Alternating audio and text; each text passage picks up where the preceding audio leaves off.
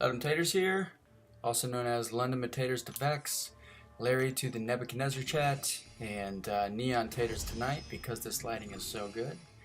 In my last video, I got a lot of feedback from people in the community, from friends on Twitter, about how I can improve the quality going forward.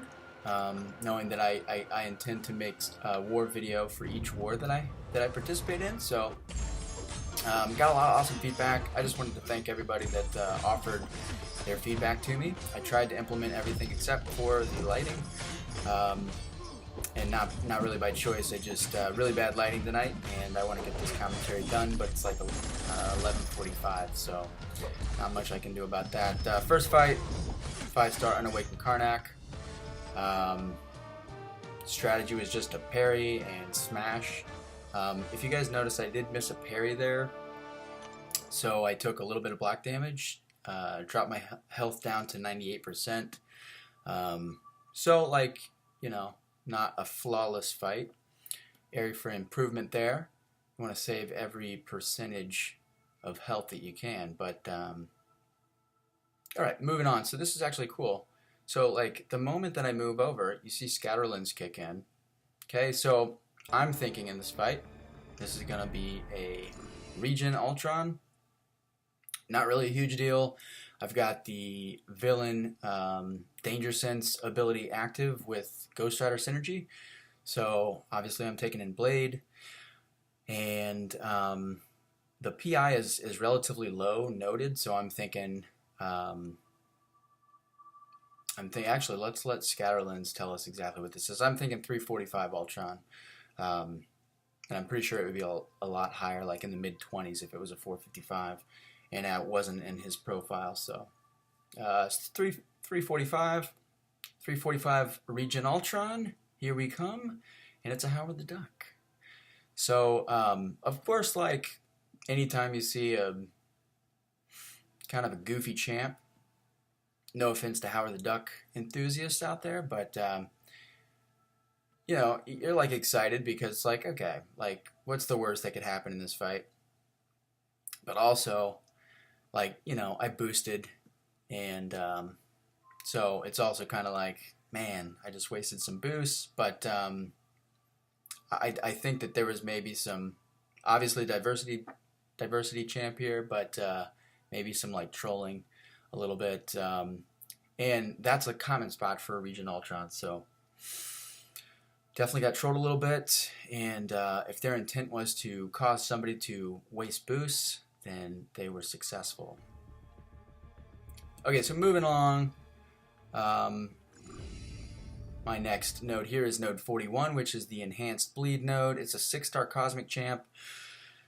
I don't know if any of the 6-star Cosmic Champs even cause bleed, but I'm thinking this is probably going to be an Angela, of course.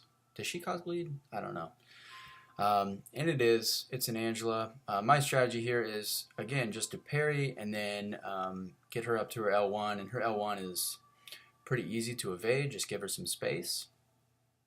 So hitting into her block, going to take an intercept here.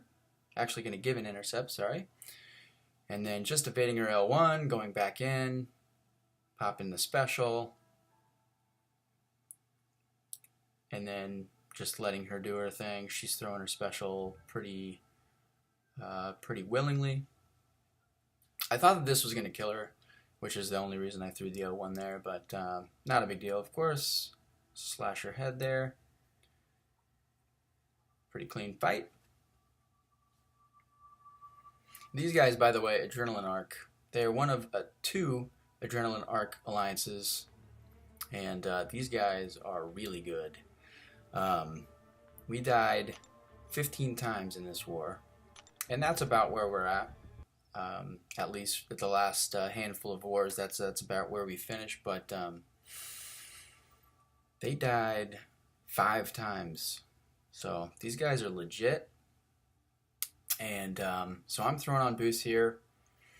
I don't want to play around. I don't want to be, you know, a detriment to the alliance if I, you know, if I'm skimping out on the boost and then I like I die. So I'm usually pretty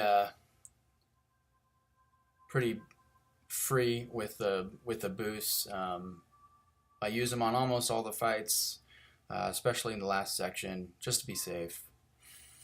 So this next fight, I am like pretty sure that this is Hyperion. You can see like with the PI, it's a 455. Going into the fight, you can see down here at the bottom, it's a 455. So I'm thinking Hyperion. Wasn't in his profile, but this guy had some pretty high prestige champs in his profile. So I was thinking maybe Hyperion could be hidden away there, but it's not. It's a Drax. So that's a relief because Hyperion obviously is a lot more dangerous, I think, in general. I really don't want to get caught by an L2 here, and that's kind of like my main concern. But much like Angela, his L1 is very easy to evade, very easy to see, and I'm able to get him power locked and then do the little corner intercept deal, which is fun to do.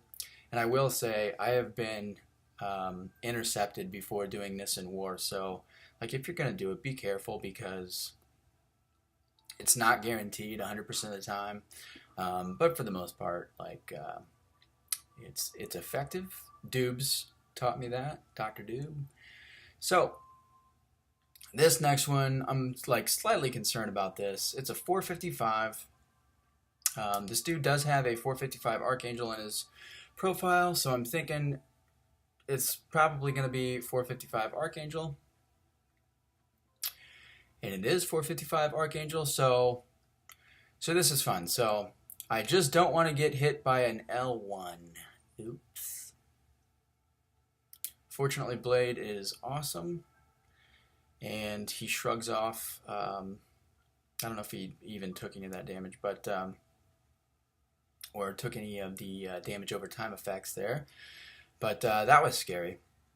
Okay, and then here, I'm like, should I rush in? And I'm an idiot, and I rush in right as he starts his L1 animation, so I take another L1 straight in the face, and that's why I didn't throw my special there, trying to get the power meter up so that Blade can shrug off the debuffs a little bit quicker.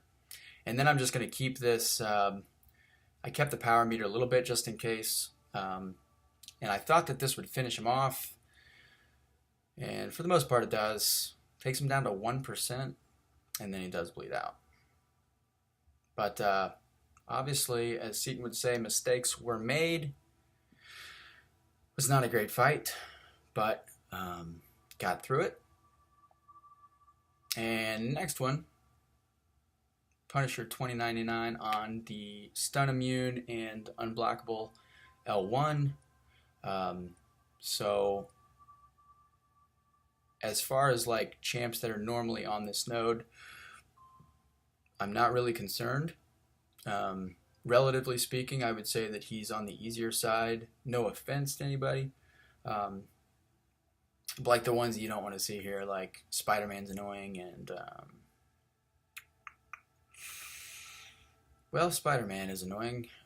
Some Modocs are here sometimes, but with the Ghost Rider synergy for Blade, Modoc's not really an issue. So, obviously throw on some boosts, heal Blade up. Going into this fight, I'll be honest, I didn't practice or like duel any Punisher 2099s beforehand. It's kind of going off of memory, but it has been a while since I've fought this guy. So I'm like, what's his L1? Oh yeah. Okay, so the first component of his L1 is just to like smash his gun in your face. So I'm thinking obviously just avoid that and then back up. And you'll see I screw up here. It's like I have plenty of distance between us. And the first component of his L1, like I have tried to evade that for some reason. Like I didn't need to. But just instincts, I think, kicked in. And backed up, took it in the face. And that's basically it. No more fights for me this war. Those last two fights were kind of ugly, but but I got it done. So that is all. Thanks for watching, and I promise to be better next time.